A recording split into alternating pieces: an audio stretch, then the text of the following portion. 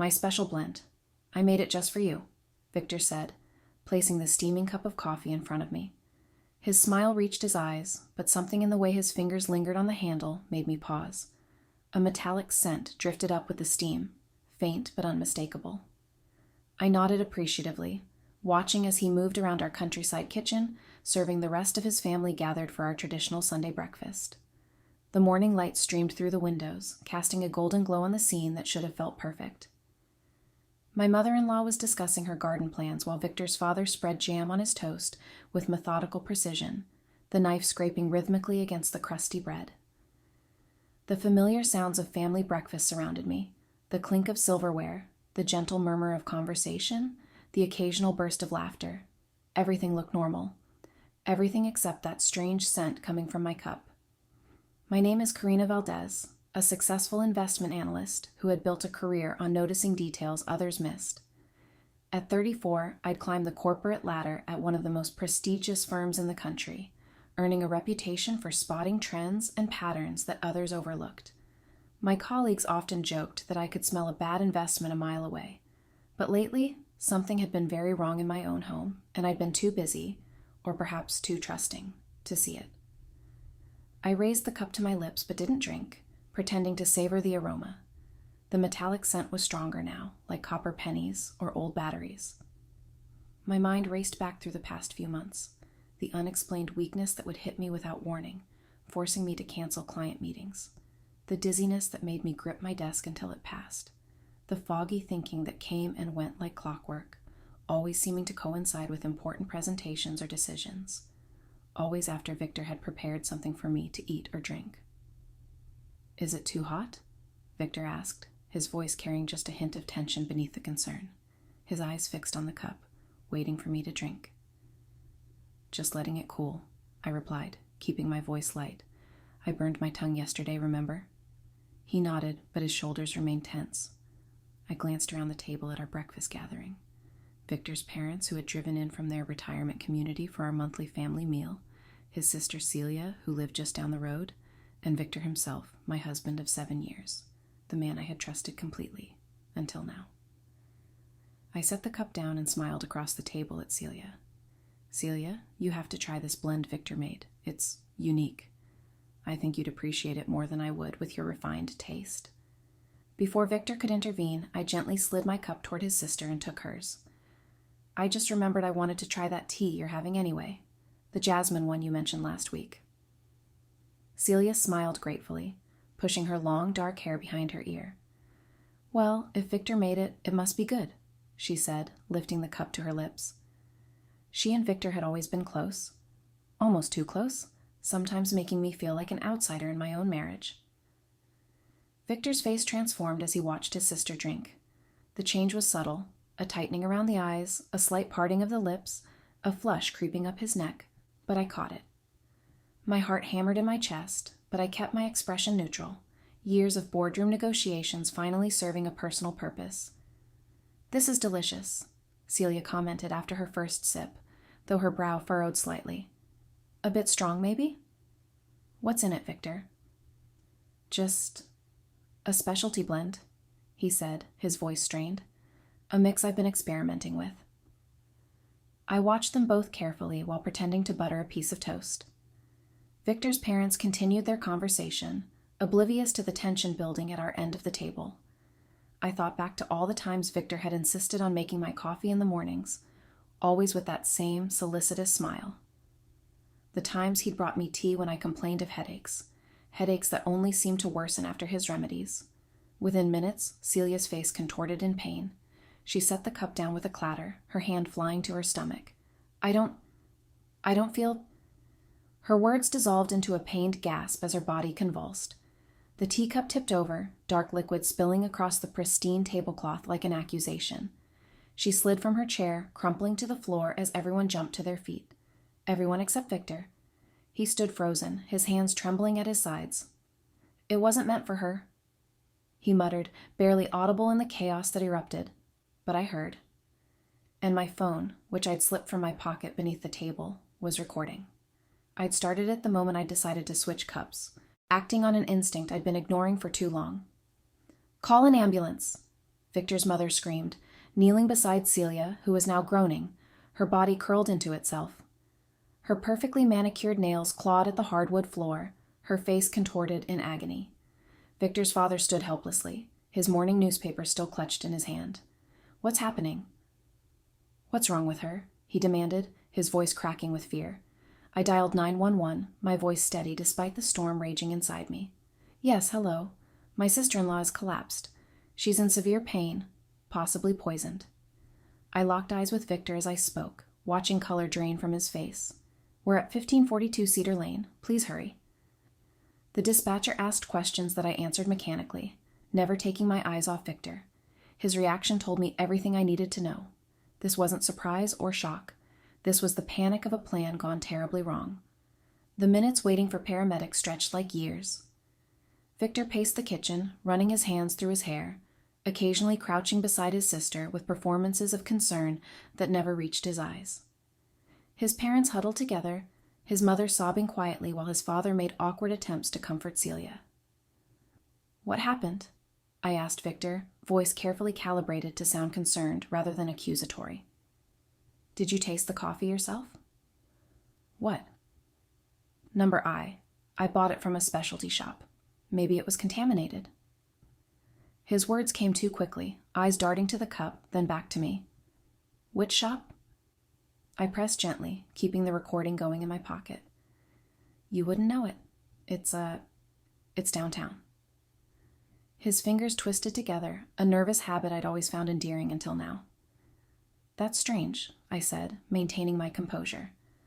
"You told me last week you ordered your coffee beans online from that place in Seattle." Victor's face went slack for just a moment before he recovered. "Right, yes, I did. But I also picked up a special blend downtown, for variety." His parents were too distracted to notice the inconsistencies, but I cataloged each one carefully. Years of analyzing financial discrepancies had trained me well. Celia writhed on the floor, her breaths coming in short gasps. Her designer blouse was soaked with sweat, her makeup smeared by tears of pain. Victor's parents hovered helplessly, their faces etched with worry.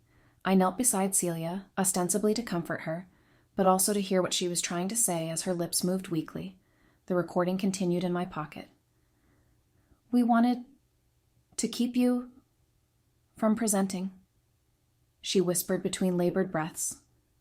My entire body went cold. "The investor presentation, the one scheduled for next week that would cement my promotion, the one Victor had repeatedly insisted I should cancel, claiming I was working too hard." "What are you talking about, Celia?" I asked quietly, making sure my phone could pick up her response. Celia's eyes, glassy with pain, locked onto mine. "I helped Victor. He's been poisoning you, little by little. I thought you'd just get sick." Her words came out in painful bursts, each one hitting me like a physical blow. The ground seemed to tilt beneath me. I thought of all those mornings Victor insisted on bringing me breakfast in bed, the tea he'd make when I complained of stress, the special vitamins he'd started adding to my smoothies, the strange metallic taste I occasionally noticed but dismissed. "How long?" I managed to ask, my voice barely above a whisper. "Months," she gasped. "We didn't want to kill you. Just slow you down." "Don't believe her. She's delirious," Victor snapped, suddenly beside me, his fingers circling my wrist with unexpected force.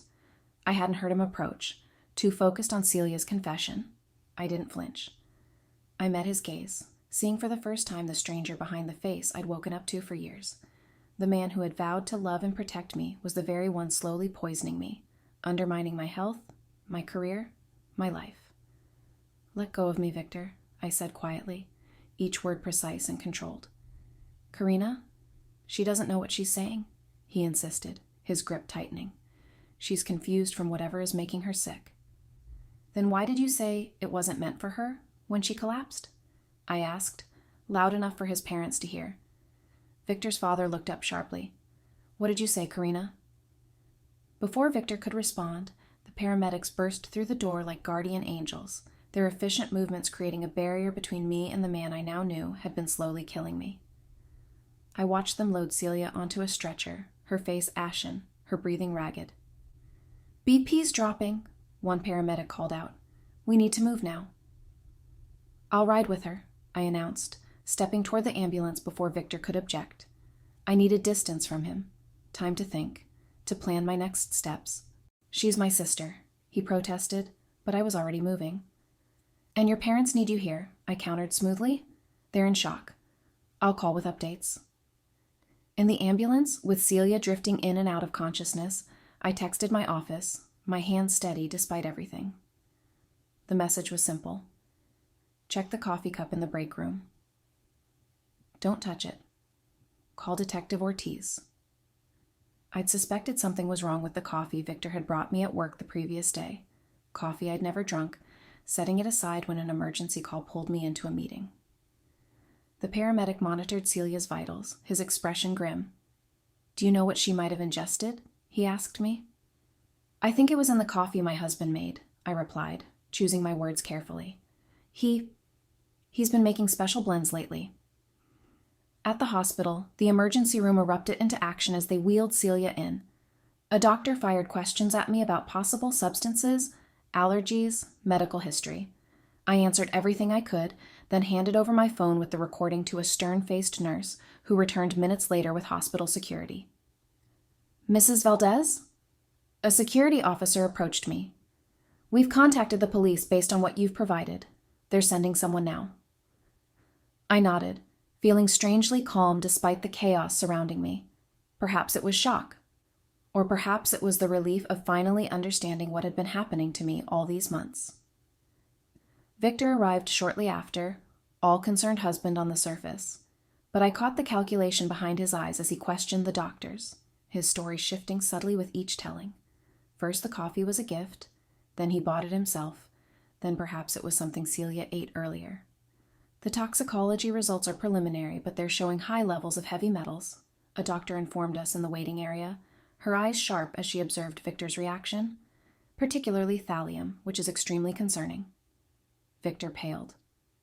How would that get into coffee? That's exactly what the police will want to know, the doctor replied, before turning to me. Mrs. Valdez, could I speak with you privately about your sister-in-law's condition? Once we were alone in a consultation room, the doctor's demeanor changed. Hospital security informed me about your recording. I understand you suspect your husband has been poisoning you as well? Yes, I said, the single word heavy with months of unexplained illness. We should run tests on you immediately, she said, already reaching for a clipboard. Thallium poisoning can cause serious long-term damage if untreated. Detective Ortiz arrived while Victor was mid-sentence with another doctor in the hallway. I'd worked with Ortiz before on a fraud case at my firm, a sharp-eyed man with 20 years of experience and an unnerving ability to see through lies. His sharp eyes missed nothing as he observed Victor, noting every nervous tick, every contradiction. Mrs. Valdez, Ortiz greeted me formally, giving nothing away. I understand you have something for me? I handed him a small notebook I'd kept in my purse. Dates, times, symptoms, all meticulously recorded over months. What I dismissed as stress or overwork, documented with the precision that had built my career. I started keeping track after the third time I felt dizzy during an important meeting, I explained quietly. I thought I was working too hard. Now I think my husband has been poisoning me. Ortiz flipped through the notebook, his expression hardening with each page. This is very detailed? And you have a recording? I nodded, explaining how I'd switched the cups that morning. It was instinct. Something just felt wrong.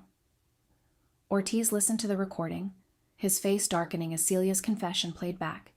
He intercepted Victor as he emerged from checking on his sister, flashing his badge. Mr. Valdez, we need to have a conversation, he said, his tone leaving no room for refusal. And I'll need access to your home. My home? What for? My sister is sick. This is hardly the time, Victor protested, looking around as if for support. It's exactly the time, Ortiz replied coolly.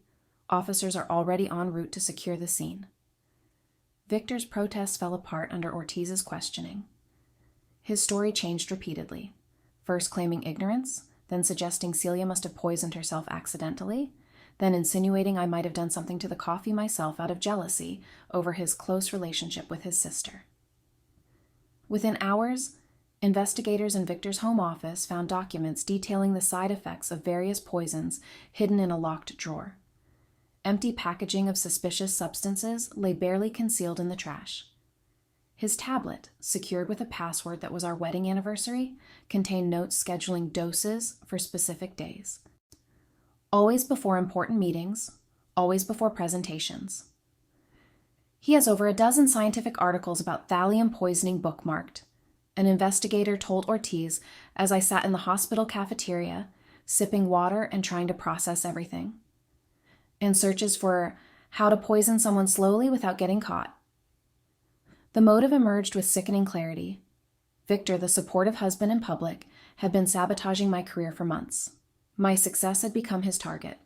The test confirmed what I already knew. I had been ingesting small amounts of thallium for at least 3 months. Not enough to kill me, just enough to keep me weak, unfocused, unable to perform at my best. He wanted control. Detective Ortiz explained as we stood outside the hospital room where Celia was recovering, her system slowly clearing the poison that had nearly killed her. Your rising career threatened him. The promotion you mentioned, it would have meant more travel, more independence. And his sister helped, though she claimed she didn't know how dangerous the substances were. She knew enough, I said, watching through the glass as Celia slept, her face still pale but her breathing steadier. Ortiz nodded grimly. She's cooperating now, says it was Victor's idea, that he told her it was just to make you sick enough to step back from work. We found texts between them discussing your schedule, planning when to administer the higher doses. I watched through the window as Victor was led away in handcuffs, his face finally stripped of its mask. He looked back once, his eyes meeting mine across the hallway. I didn't look away. I wanted him to see me standing tall, clear-eyed, alive despite his best efforts. Celia, pale but conscious, would face charges too once she recovered. Her betrayal cut almost as deeply as Victor's. I had considered her a friend, had confided in her about my health concerns, never suspecting she was part of causing them. Standing outside the hospital later that evening, I breathed in the fresh air, really breathed it, feeling it fill lungs that would now heal. The sunset painted the sky in shades of orange and pink, colors I might never have seen again if I hadn't noticed that metallic scent, if I hadn't trusted my instincts.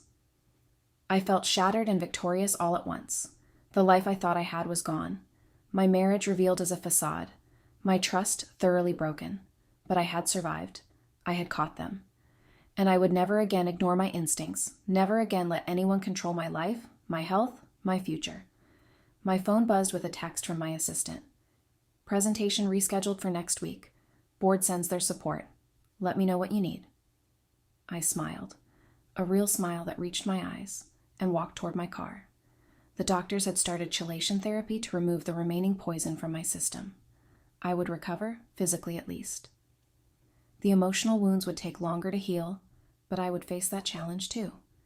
I had work to do, a life to reclaim, and a future that was once again mine alone to shape.